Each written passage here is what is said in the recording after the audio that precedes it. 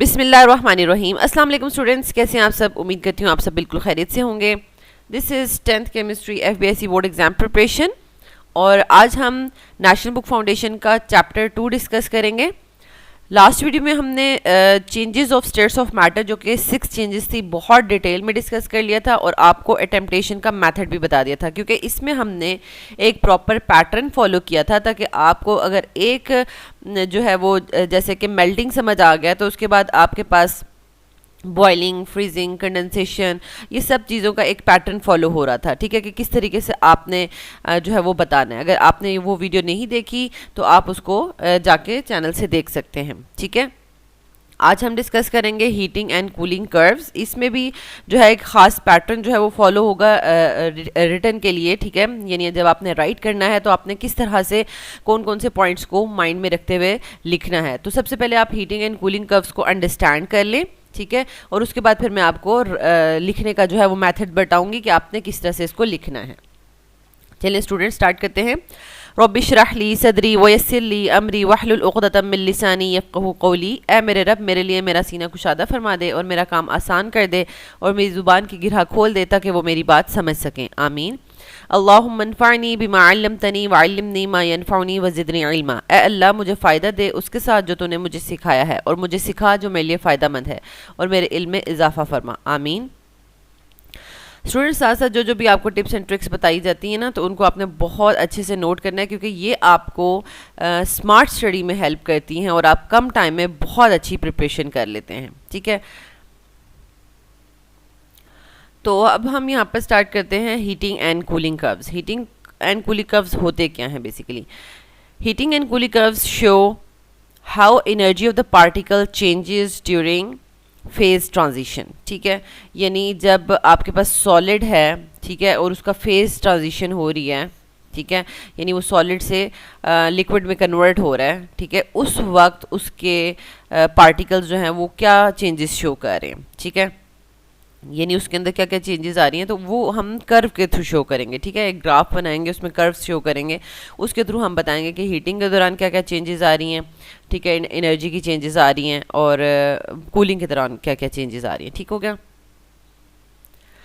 तो यहाँ पर सबसे पहले आप देख लें कि जैसे पहले आप प्रोसेस समझ लें और उसके बाद हम इसके ग्राफ को देखेंगे कि जैसे सॉलिड पार्टिकल्स हैं वो अपनी जगह पे ही वाइब्रेट करते रहते हैं। ठीक है, स्लोली वाइब्रेट करते रहते हैं। अब जब हमने इसको हीट करना है, हम हीटिंग कर्व देखने वाले हैं, तो हम जब इसको हीट करेंगे, ठीक है, कॉन्टीन्यूसली हम इसको हीट प्रोवाइड करेंगे, तो सबसे पहले क्या होगा, जब हीट प्रोवाइड करेंगे तो ऑब्वियसली बात है कि हीट प्रोवाइड करने से अब इनकी जो है मोशन फास्ट हो गई है। ठीक है, इसका मतलब है कि इनकी जो मूव तेज़ी से करें, इसका मतलब इनकी काइनेटिक एनर्जी इंक्रीज़ हो गई है, और काइनेटिक एनर्जी और टेम्परेचर आपस में जो है वो डायरेक्टली रिलेटेड होते हैं। तो अगर काइनेटिक एनर्जी इंक्रीज़ हो गई है तो इसका मतलब सिस्टम का टेम्परेचर भी बढ़ गया है। ठीक है, यानी अगर आपने थर्मामीटर से पहले अगर आपने देखा हो कि क्या टेम्परेचर है, ठीक है, आइस का, तो फॉर एग्जांपल अगर हम आइस को मेल्ट करें, अगर हम कहते हैं उसका -5 डिग्री सेंटीग्रेड टेम्परेचर था और जब हमने उसको हीट करना शुरू किया तो अब वो जो है वो -1 डिग्री सेंटीग्रेड पे पहुंच गया है। ठीक है, यानी बढ़ गया, टेम्परेचर इंक्रीज़ हो गया, क्योंकि आपको पता है कि माइनस के साथ अगर स्मॉल वैल्यू हो तो वो बिगर वैल्यू होती है। ठीक है, अब ये टेम्परेचर इंक्रीज़ करने से आपको एक बात पता चली कि काइनेटिक एनर्जी इंक्रीज़ हो रही है और इंटर्न टेम्परेचर भी इंक्रीज़ हो रहा है। इन दोनों को हम 1 ही कंसिडर करेंगे। ठीक है, अब हम देखते हैं पोटेंशियल एनर्जी। तो बेसिकली पोजीशन भी उनकी थोड़ी, पहले बिल्कुल आहिस्ता आहिस्ता अगर मूव कर रहे थे तो अब बहुत तेज़ी से मूव कर रहे हैं। ठीक है, तो इसका मतलब है कि उनकी पोजीशन भी जो है वो चेंज हो रही है। पोजीशन अपनी से वो पहले हल्का हल्का वाइब्रेट कर रहे थे, अब बहुत तेज़ी से वाइब्रेट कर रहे हैं, तो इसका मतलब कि पोटेंशियल एनर्जी में भी चेंजेस आई हैं। ठीक है, यानी आप हीट कर रहे हैं लेकिन अभी ये आइस ही है, इसने अभी फेस चेंज नहीं किया।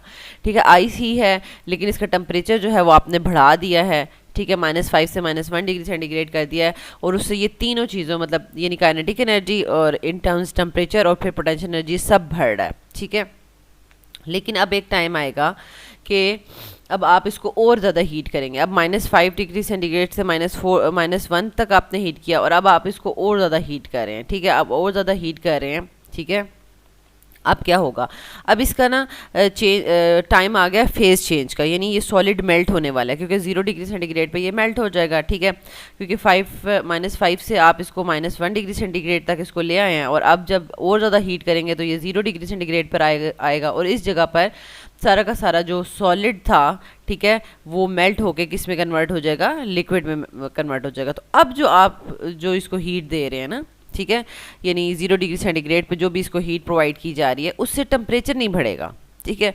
आप इसको कॉन्टिन्यूसली हीट दे रहे हैं लेकिन उसका टेम्परेचर नहीं बढ़ेगा।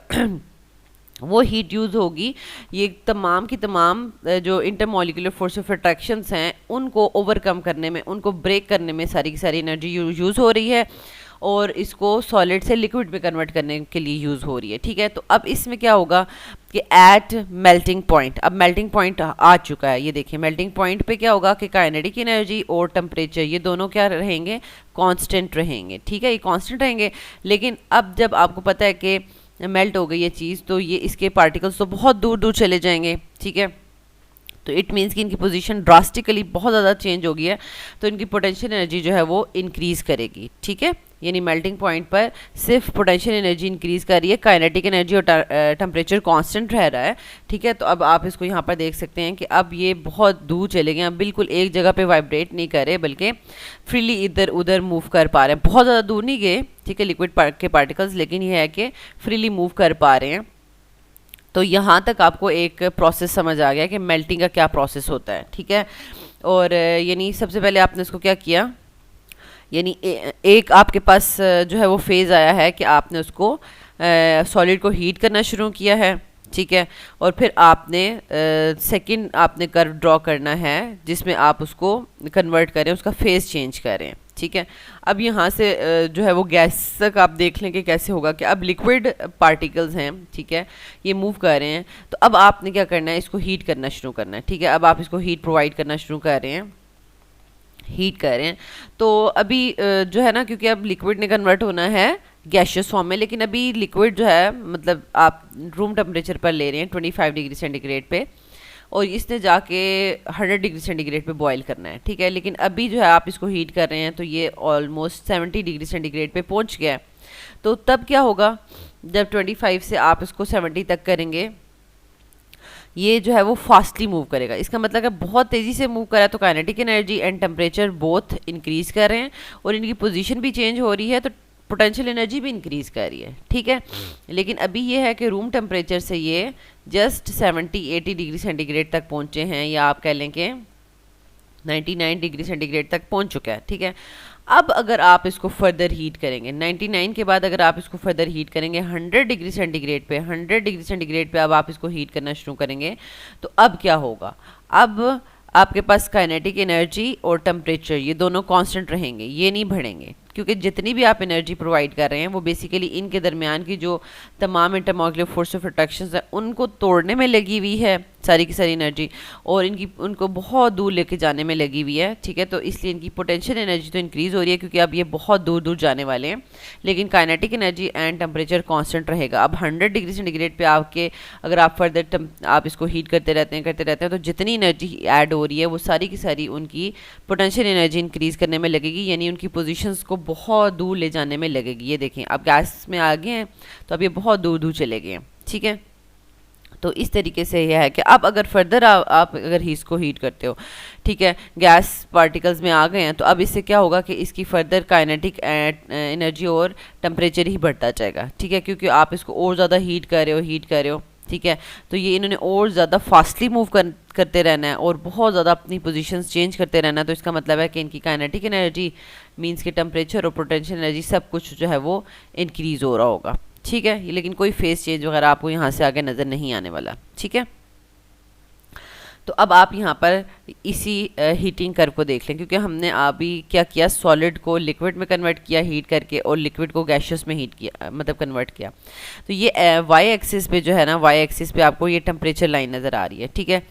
अच्छा, और मींस के यहाँ से ये है कि आप जब टेम्परेचर बढ़ाते जाते हैं क्या होता है, यानी आप टेम्परेचर को बढ़ाते जा रहे हैं, तो पहले आपके पास यहाँ पे सॉलिड था और सॉलिड जाके यहाँ पर जो है वो इस टेम्परेचर पे जाके मेल्ट हो गया है, ठीक है। यानी यहाँ पे -5 डिग्री सेंटीग्रेड था, ये 0 डिग्री सेंटीग्रेड पे मेल्टिंग हो गई है।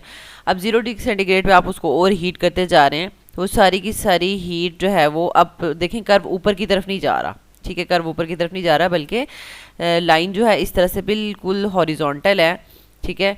क्योंकि अब आप टेम्परेचर तो जो है वो जितना का जितना आप इसको हीट करते जा रहे हैं वो सारा का सारा जो है वो किस में कन्वर्ट हो रहा है, उसको मेल्ट करने में कन्वर्ट हो रहा है। ठीक है, तो यहाँ पर लिखा हुआ है कि काइनेटिक एनर्जी जो है वो कांस्टेंट है और पोटेंशियल एनर्जी इंक्रीज कर रही है। इधर जाके सी पे जाके ना ये लिक्विड बन गया। ठीक है, ये लिक्विड बन गया और यहाँ से यहाँ तक ये लिक्विड ही है। ये देखें, ये पूरी एल की लाइन है, ये आपको नज़र आ रहा है लिक्विड की लाइन है, और ए से बी ये सॉलिड की लाइन है। ठीक है, अच्छा अब क्या होगा कि अब आप लिक्विड है तो लिक्विड को हीट कर रहे हैं। ठीक है, अब आप लिक्विड में ये कन्वर्ट हो गया सारा का सारा। ठीक है, 0 डिग्री सेंटीग्रेड पे मेल्ट हो गया। अब आप इसको हीट करी जा रहे हैं, हीट करी जा रहे हैं। ठीक है, अब मैंने आपको क्या बताया था कि बॉइलिंग आने से पहले पहले, ये बॉइलिंग पॉइंट है, बॉइलिंग पॉइंट आने से पहले पहले क्या होगा कि जब आप उसको हीट कर रहे हैं तो उसकी काइनेटिक एनर्जी और टेम्परेचर भी बढ़ेगा और पोटेंशियल एनर्जी भी बढ़ेगी, सब कुछ बढ़ेगा। ठीक है, लेकिन जैसे ही ये पॉइंट आएगा, बॉइलिंग पॉइंट आएगा, ठीक है, यानी 100 डिग्री सेंटीग्रेड वाला बॉइलिंग पॉइंट आएगा, तो उस पर क्या होगा कि आपके पास अब आप जो हीट ऐड कर रहे हैं वो आपको कर्व बिल्कुल ऊपर जाता हुआ नज़र नहीं आएगा, बिल्कुल हॉरिजॉन्टल हो जाएगा। यानी वो कह रहा है कि टेम्परेचर नहीं बढ़ रहा, टेम्परेचर उतना ही है, आप हीट तो ऐड कर ही जा रहे हैं कॉन्टीन्यूसली। ठीक है, और वो लिक्विड को जो है वो गैस में कन्वर्ट करने में लगी हुई है। ठीक है, तो इसमें आपने यहाँ पर आके बताना है कि काइनेटिक एनर्जी कांस्टेंट है, और काइनेटिक एनर्जी कांस्टेंट का मतलब होता है कि टेम्परेचर भी कांस्टेंट है और पोटेंशियल एनर्जी इंक्रीज हो रही है। ठीक है, ये देखें, ये लिखा हुआ है। अच्छा, उसके बाद आपके पास यहाँ पर ई पर जो है वो आपके पास गैशियस फेज आ चुका है, और अब अगर फर्दर आप हीट करते हैं तो आपके पास ई से ऑनवर्ड जो कर्व आएगा, तो उसमें ऑब्वियसली बात है कि जितना ज़्यादा हीट करेंगे उतना ही वो ज़्यादा फास्टली मूव करेंगे, काइनेटिक एनर्जी टेम्परेचर जो है उनका बढ़ेगा, और वो बहुत जब तेज़ी से मूव करें तो उनकी पोजीशन भी चेंज हो रही है, तो उनकी पोटेंशियल एनर्जी भी बढ़ती है। ठीक है, तो ये आपको कर्व समझ आ गया। ये कर्व आपको ड्रॉ करने के लिए भी आ सकता है कि आप ड्रॉ करें हीटिंग कर्व, कूलिंग कर्व्स। ठीक है, तो आपने इसमें बिल्कुल परेशानी होना, आपने इजीली ड्रॉ कर लेना है। ठीक है, आपने यहाँ से स्टार्ट करना है, आपने पहले सिर्फ कर्व ड्रॉ कर लें। ठीक है, यानी ए से बी आपने ये सॉलिड ड्रॉ किया, फिर आपने बी से सी पे लिखा कि मेल्टिंग हो रही है, बी से सी पे क्या लिखा, मेल्टिंग हो रही है। फिर सी से डी पे आपने कहा कि ये लिक्विड ही है और उसको हम हीट करे जा रहे हैं, और फिर डी से ई पे आप बता रहे हैं कि बॉइलिंग हो रही है या इवेपोरेशन, यानी दोनों में यही होता है कि यानी जो लिक्विड है वो वेपर्स में कन्वर्ट हो रहा होता है। ठीक है, लेकिन मोस्टली हम इसको बॉइलिंग ही लेते हैं। ठीक है, तो बॉइलिंग या इवेपोरेशन दोनों में लिक्विड से गैशियस फेज में जा रहा है, और इधर से आगे ई से ऑनवर्ड जो है ये गैशियस फेज है। आपको तीन मतलब सारी तरफ पता चल गया क्या लिखना है, सॉलिड, मेल्टिंग, लिक्विड, बॉइलिंग और इवेपोरेशन और गैस। ठीक हो गया, ये सारे सेगमेंट्स हो गए हैं। ये ए से बी सेगमेंट है, बी से सी सेगमेंट है, सी से डी और डी से ई, और ई एंड ऑनवर्ड ये सेगमेंट्स हैं। और अगर यहाँ पे लिखा हुआ है कि अगर सॉलिड से डायरेक्टली गैशियस में जाना हो तो सीधा ऐसे करके आएगा, कि क्योंकि उसमें आपको पता है कि बीच में लिक्विड फेज नहीं बनती, तो इसको हम सब्लिमेशन कहते हैं। ठीक है, अच्छा, और फिर हमारे पास आ जाएगा यहाँ पर उन्होंने ना मेल्टिंग और ये जो मेल्टिंग और बॉइलिंग पे ना उन्होंने काइनेटिक एनर्जी और पोटेंशियल एनर्जी का बताया, क्योंकि बाकी तो आपको पता है कि सब चीज़ें इंक्रीज़ करी हैं। जब ए से बी मूव कर रहा है या सी से डी मूव कर रहा है या ई से ऑनवर्ड मूव कर रहा है, तो kinetic energy, temperature, potential energy सब कुछ बढ़ रहा है। ठीक है, सब कुछ बढ़ रहा है। तो लेकिन जो बी से सी है ना, इसमें हम बताएंगे काइनेटिक एनर्जी कांस्टेंट है और पोटेंशियल एनर्जी इंक्रीज हो रही है, और डी से ई में भी हम बताएंगे काइनेटिक एनर्जी कांस्टेंट है और पोटेंशियल एनर्जी इंक्रीज हो गई है। क्योंकि अब जो काइनेटिक एनर्जी कांस्टेंट का क्या मतलब है कि जितनी भी हीट ऐड हो रही है वो फेज चेंज करने में यूटिलाइज हो रही है और टेम्परेचर चेंज करने में वो यूज़ नहीं हो रही। ठीक है, अब इसी का सारा जब आपको हीटिंग कर्व आ गया है तो अब आपने कूलिंग कर्व करना होगा, और कूलिंग कर्व इसका ऑपोजिट होगा। ठीक है, इसमें भी देख लें, एक्स एक्सिस में आपके पास टाइम है और वाई एक्सिस में आपके पास टेम्परेचर है। ठीक है,